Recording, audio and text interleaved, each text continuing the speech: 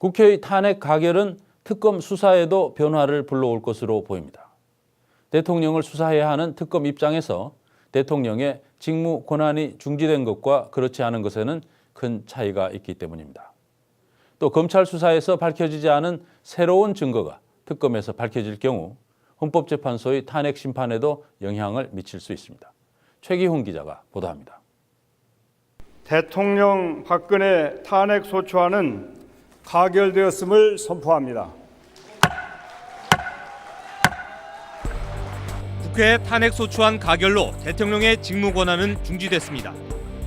특검 입장에선 피의자인 박근혜 대통령을 보호하던 커다란 방어벽 하나가 사라졌음을 의미합니다.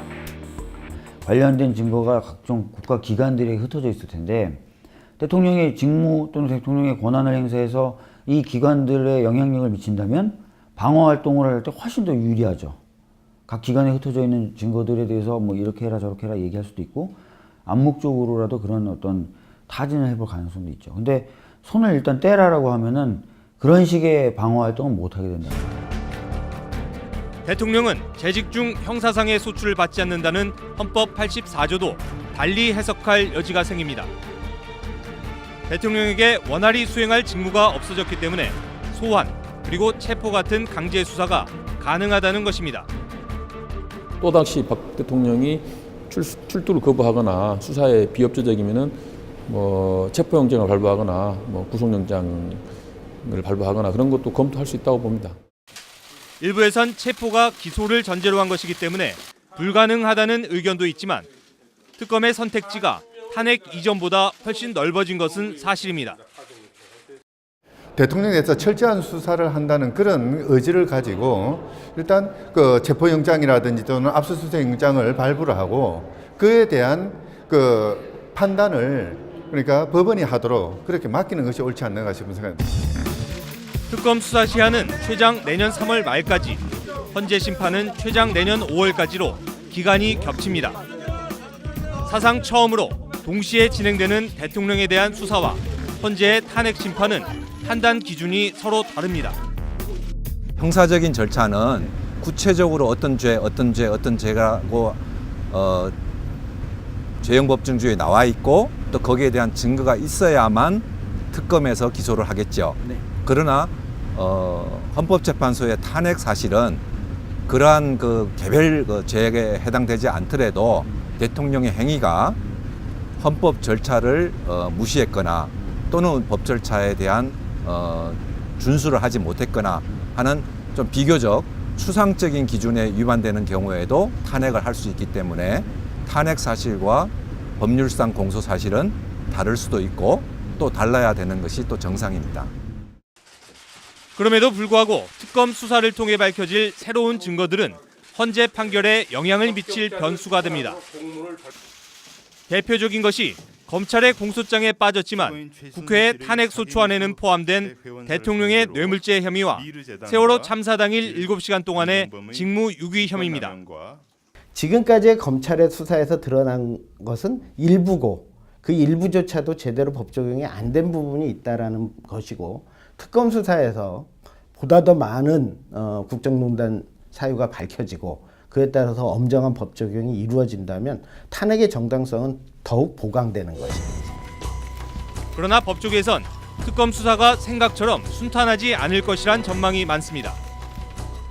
이미 대기업 총수들은 국회 국정조사 청문회에서 재단 출연금의 대가성을 부인한 상태입니다.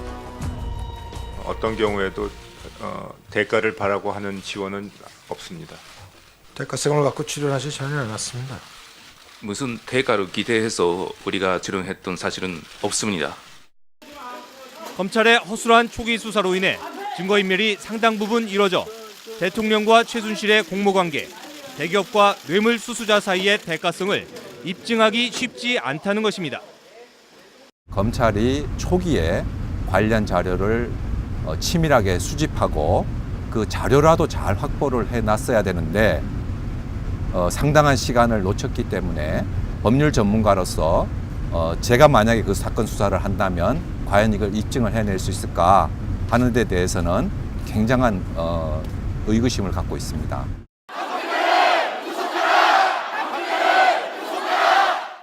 악정권 속의 특검이 성과를 내도록 이끄는 가장 핵심적인 요인은 지금까지 그래왔던 것처럼 민심입니다. 황교안 대통령 권한대행에게 특검 시한 30일 연장 승인을 맡겨야 하는 문제, 대통령을 강제수사하는 문제 등 전례가 없었던 법적 문제가 산적해 있지만 결국 해법은 국민의 힘으로부터 나온다는 것입니다. 특검이 30일의 기간 연장이 필요하다면 그것은 정무적 선택의 대상이 아니라 그것은 특검의 의사를 가장 적극적으로 수용해야 될 실제적 의무가 있다라고 생각을 합니다. 그 부분을 못하게 하는 것 자체는 자칫하면 일종의 수사 방해 아니겠습니까? 국민들의 의지를 받아서 국민들이 더 이상의 수사가 필요하다라고 판단한다면 당연히 권한 대행은 특검의 그 수사 기간을 연장하는 그런 결정을 해야 될 것입니다. 이번 특검법에는 대국민 보고 조항이 들어 있습니다. 이번 특검의 경우에는 재미있는 조항이 들어가 있어요. 다른 특검과 달리. 정기적으로 수사 진행 상황과 수사 내용에 대해서 국민들에게 브리핑하도록 되어 있습니다.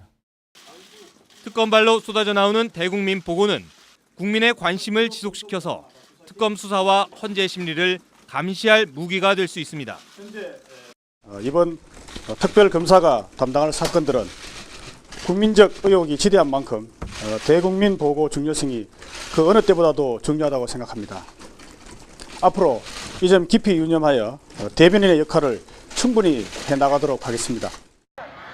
이번 특검이 절대적인 민심의 지지 속에 이루어진 탄핵 정국 속에 놓여 있다는 것은 그동안 큰 성과를 보지 못했던 11번의 이전 특검과 가장 큰 차이입니다.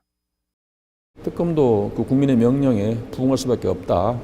그렇게 또 원칙대로 하면 되는 것이고요. 그렇기 때문에 뭐 어느 여타 특검보다도 이번 특검은 성과도 낼 것이고 상당히 아마 큰 역할을 할 걸로 기대하고 있습니다.